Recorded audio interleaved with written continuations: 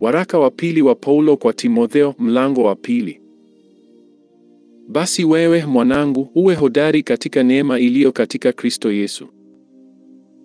Na mambo yale uliyoyasikia kwangu mbele ya mashahidi wengi, hayo uwakabidhi watu waaminifu watakaofaa kuwafundisha na wengine. Ushiriki taabu pamoja nami kama askari mwema wa Kristo Yesu. Hakuna apigaye vita ajitiaye katika shughuli za dunia ili ampendeze yeye aliyemwandika awe askari. Hata mtu akishindana katika machezo hapewi taji asiposhindana kwa halali. Yampasa mkulima mwenye taabu ya kazi kuwa wa kwanza wa kupata fungu la matunda. Yafahamu sana hayo nisemayo, kwa maana Bwana atakupa akili katika mambo yote.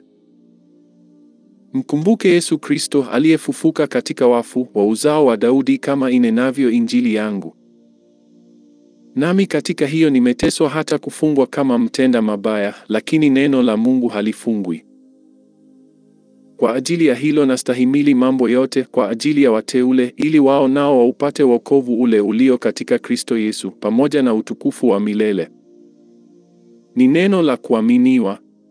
Kwa maana kama tukifa pamoja naye, tutaishi pamoja naye pia. Kama tukistahimili, tutamiliki pamoja naye; kama tukimkana yeye, yeye naye atatukana sisi. Kama sisi hatuamini, yeye hudumu wa kuaminiwa, kwa maana hawezi kujikana mwenyewe. Uwakumbushe mambo hayo, ukiwaonya machoni pa Mungu, wasiwe na mashindano ya maneno ambayo hayana faida, bali huwaharibu wasikiao.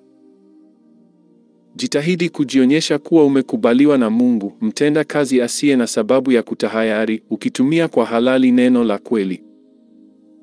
Jiepushe na maneno yasiyo na maana ambayo si ya dini, kwa kuwa wataendelea zaidi katika maovu, na neno lao litaenea kama donda ndugu. Miongoni mwa hao wamo Himenayo na Fileto, walioikosa ile kweli, wakisema ya kwamba kiama imekwisha kuwapo, hata kuipindua imani ya watu kadha wa kadha.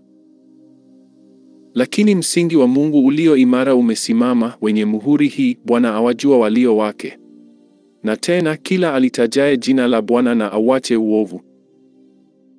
Basi katika nyumba kubwa havimo vyombo vya dhahabu na fedha tu, bali na vya mti na vya udongo, vingine vina heshima, vingine havina.